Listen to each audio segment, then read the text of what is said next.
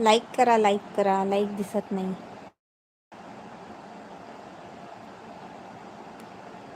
मी तर मनीषाताई यांच्या लाईव्हला रोज जाऊन अन्नास जगत होतो. चला उत्तर आलं मनीषाताई.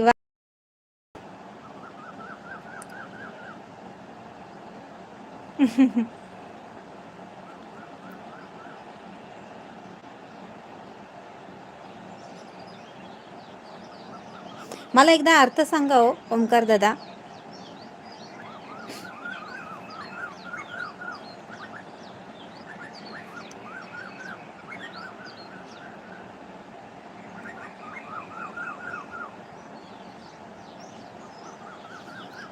इमानदारीने राहणे.